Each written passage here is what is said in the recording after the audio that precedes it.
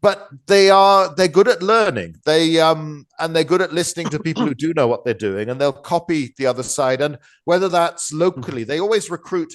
Any Roman army at any period is never more than 50% Roman, even in the most.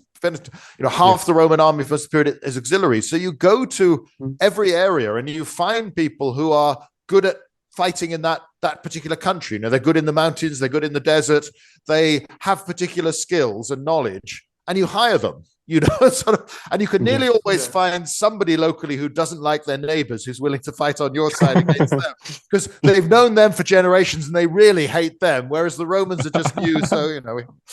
So again, they copy, they innovate, they have this genius for absorbing people. I mean, it's I think unique in history. You could look at the United States of America, at how they bring people from all over the world and make them American. But the Romans went out into the wider world and made them Roman. When you think for so much of their history, you serve as an ordinary soldier in the Roman auxiliaries, and you've got to serve for 25 years, so it's a big commitment, and you've got to live long enough to be discharged. But at the end of that, you become a Roman citizen with all the legal rights of anybody else, and your children are Romans. And if they want to, they can go off and join the league. And to the extent where, you have emperors come in the later periods from all over the Roman Empire, from Spain, from Syria, from North Africa, but they're Roman. Nobody is bothered by the fact of what they look like, where they've come from, because they bought into the Roman system. And that's, the army is one of the means of doing this, but it's that adaptability, that ability to absorb others, both temporarily when you need them to fight, but also in the longer term. And the other striking thing, they're Romans, they don't give up easily. So they fight these wars where they take appalling casualties, say when they're fighting Hannibal and the Carthaginians. In 3 years, 1/3 of Rome's Senate is killed. And, a large chunk of about 100,000 of your adult male Roman and Latin allies are dead in just that time.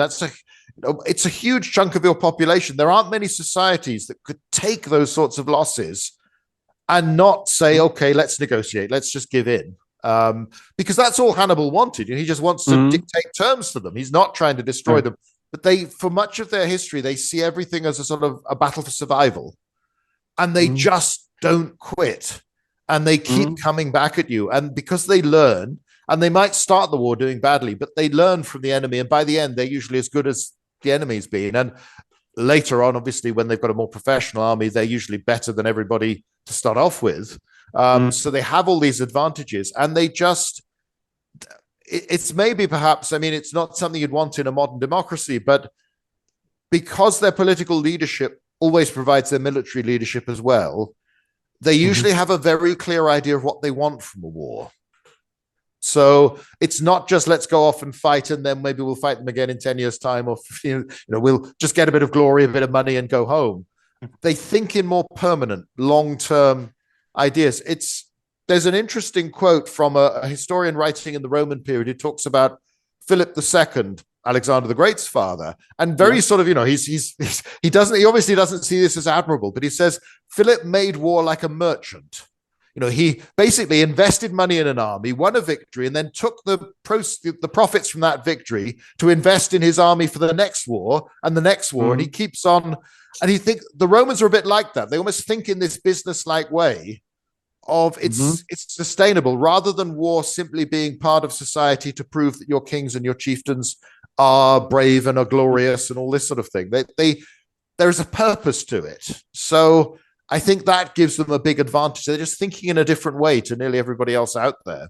We stay genuine, uncensored and unscripted, and we always will, as we have to order our usual. Share us and subscribe us, and stay tuned until the next Wednesday.